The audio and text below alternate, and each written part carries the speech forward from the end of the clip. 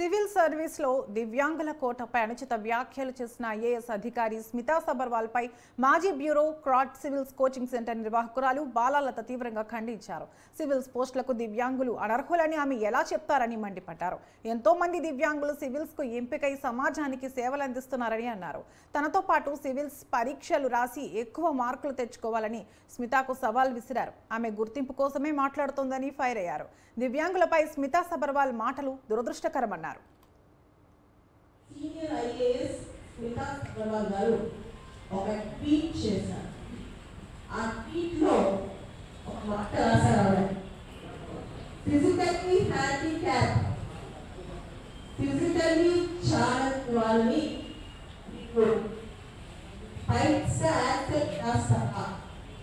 ఏ agents కూడా వాళ్ళని hire చేసుకోవు, వాళ్ళకి ఉద్యోగాలు పోవు అంటే ఇప్పుడు చెప్తున్నారు అనమాట. ఏజెంట్స్ వాళ్ళకి ఫిజికల్లీ హ్యాండిక్యాప్ వాళ్ళు ఎంకరేజ్ చేయరు అని. రెండోది, ఒక ఫిజికల్లీ ఛాలెంజ్డ్ సర్జరీ ఆపరేషన్ చేస్తే వాళ్ళు నమ్ముతారా అంటే సర్జన్స్ వద్దు ఫిజికల్లీ హ్యాండిక్యాప్ ఛాలెంజ్ నుంచి అని చెప్పి. అసలు నా మొదటి question, what is the locus standard? ఆవిడ ఎవరు అని రాయడానికి ఆవిడకున్న అధికారం ఏంటి? ఎవరిని రాని వాళ్ళు సర్వీసెస్లోకి ఎవరి వద్దో, ఏ సర్వీస్లోకి ఎవరు తీసుకోవాలో అది పబ్లిక్ పాలసీ. పార్లమెంట్ ఉంది, జ్యుడిషియరీ ఉంది. పార్లమెంట్ చట్టాలు చేయడానికి ఉంది, చట్టాలు రైటో రాంగో చెప్పడానికి జ్యుడిషియరీ ఉంది.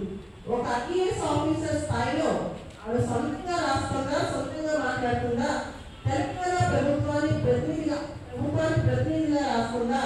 నా క్వశ్చన్. అందరి తరఫున దివ్యాంగుల తరఫున మొదటి క్వశ్చన్ ఆవిడకి ప్రభుత్వానికి కూడా, ఇది ప్రభుత్వం